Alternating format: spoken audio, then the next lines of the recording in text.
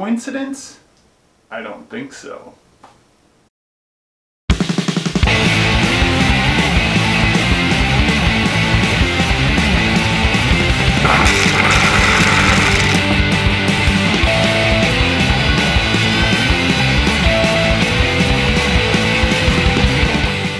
Hey brewers, happy Homebrew Wednesday. I'm filming this on Sunday because it's the day I have to brew.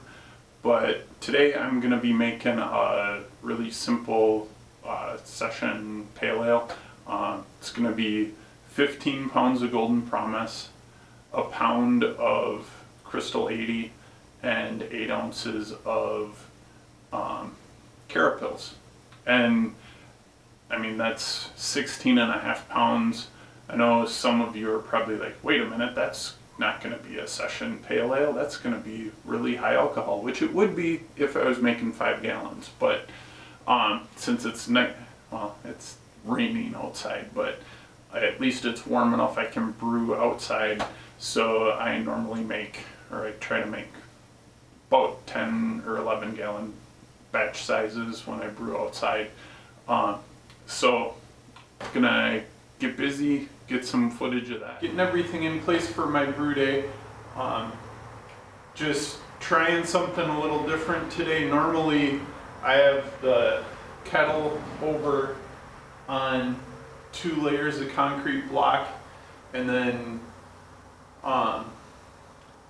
what I would do is I'd heat up my water, run it off into my mash tun, which was on some 2x4s on the floor, and then I would lift that full of hot water onto this where I would drain from, drain into buckets, and then I would heat my sparge water in the kettle again, and then have to put the now wet grain down on the floor basically, and then run the water off into the mash tun again, and then lift that up.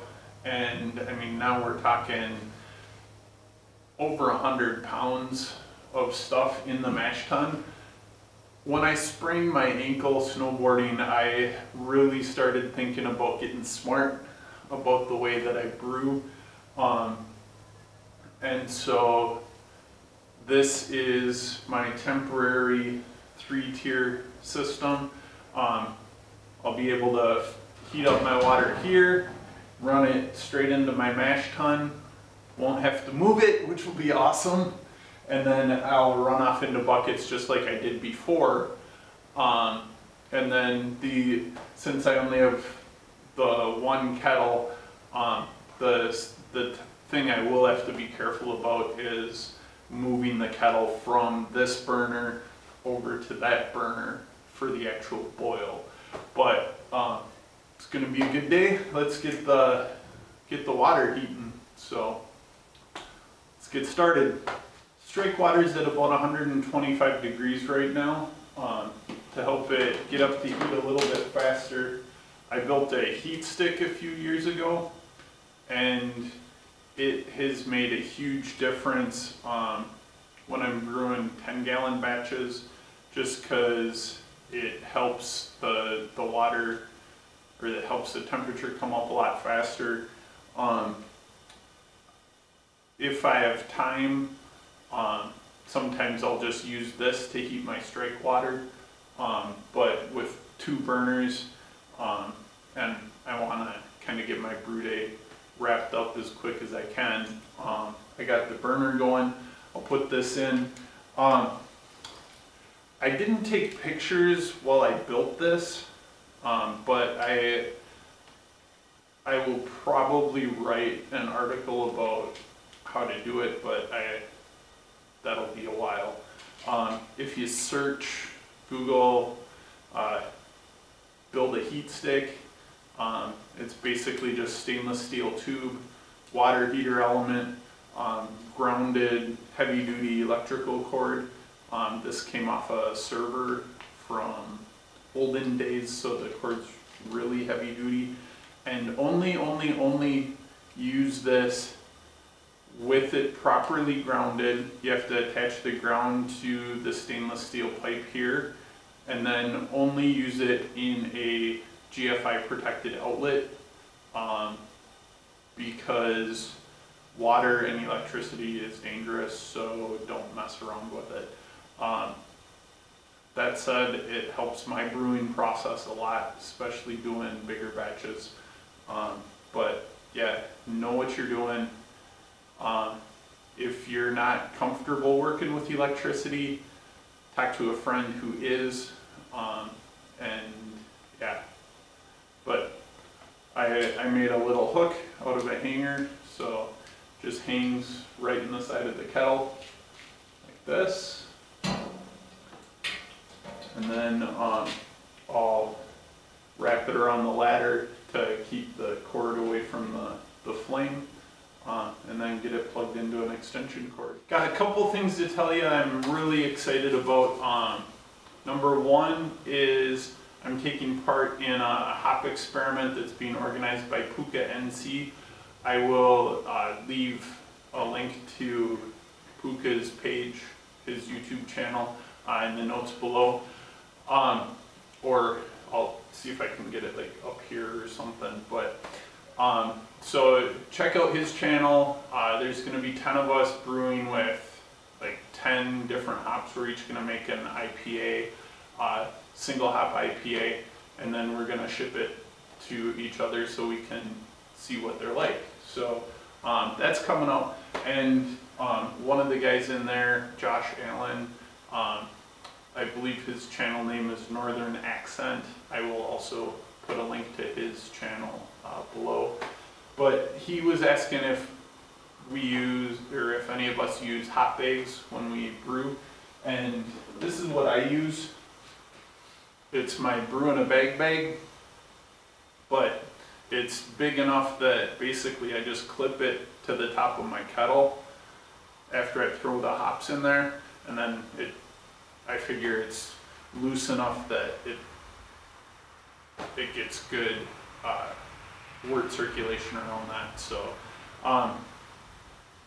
it's handy. If you don't have one of these huge bags, I would recommend getting one.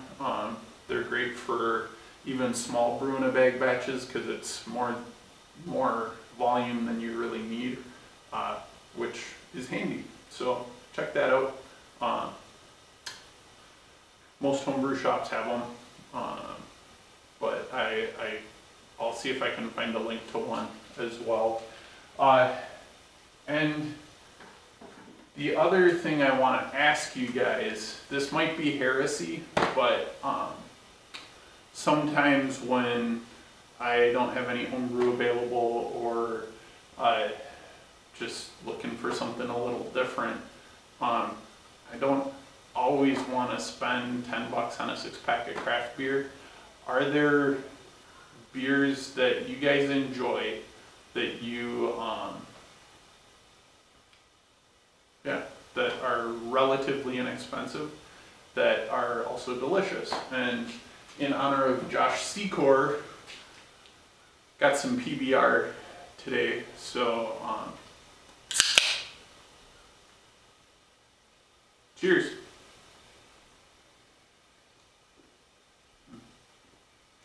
That's be really great on a really hot day.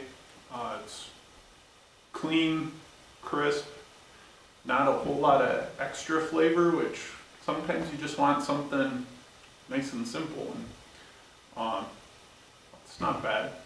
So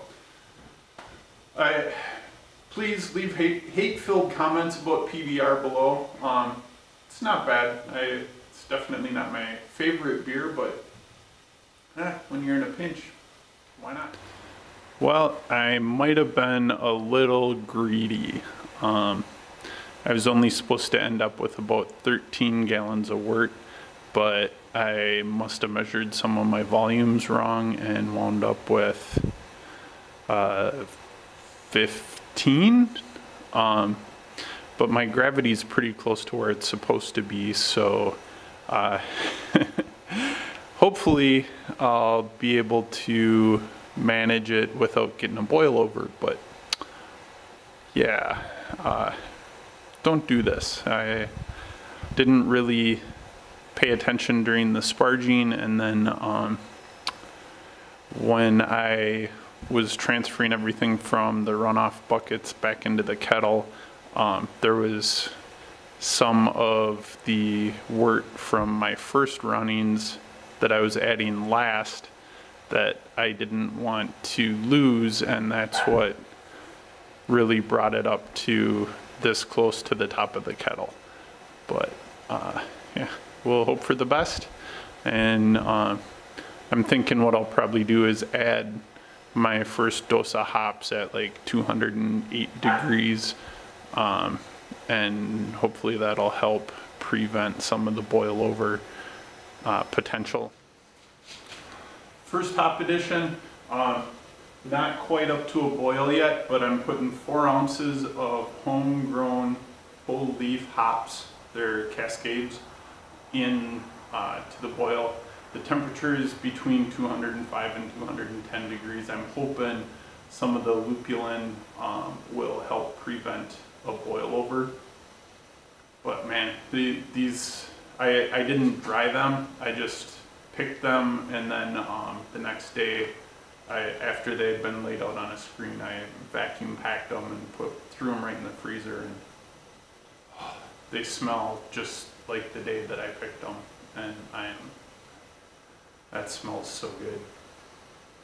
But better get them in the kettle.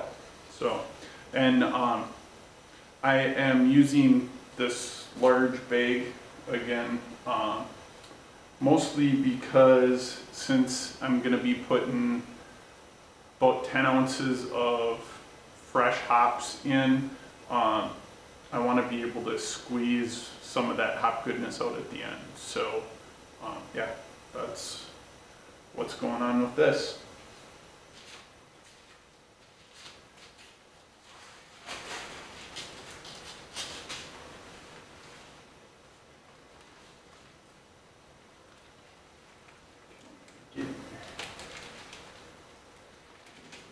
There we go.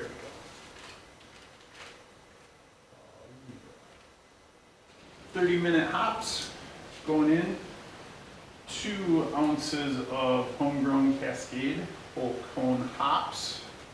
Alright, I got the chiller in, and 4 more ounces of homegrown cascades. And I haven't decided if I want to add the 1 ounce of Chinook pellets at flame out or not, but we'll see in about 15 minutes. I decided I'm not going to add any Chinook. I don't want to overpower the flavor of the homegrown hops, since they're usually pretty subtle anyway, since they're still in full leaf. Just going to turn off the propane, then we'll get the chill started, and I'll come back when we're transferring to carboys. One other thing I thought of while I was getting the hoses hooked up: move the hose and then attach it to your chiller. I've heard too many horror stories of people, they get done with their batch of beer and they get the hoses all hooked up and then they run it out across the yard or down to the end of the driveway to drain out, and they end up tugging, and it doesn't take much to pull over a tall kettle like this. So what I always do is I run the hose out and then I come back and hook up the fittings. So something to keep in mind. Yeah, don't waste your work, man. Sanitize my hands. So I am going to take the hot bag out, and I'm hoping the temperature, it's down to like 120. So I'm hoping that won't be too bad. But so that's the 10 ounces of hops, and I'm just gonna squeeze as much wort out and hope that it brings the hoppy goodness with it. So when I woke up this morning, it was rainy and cloudy and disgusting out. And I didn't have any beer fermenting. And this afternoon, I made a batch of beer. I have 2 full carboys of beer fermenting away. And it is beautiful outside. Blue skies, sunshine. Coincidence? I don't think so.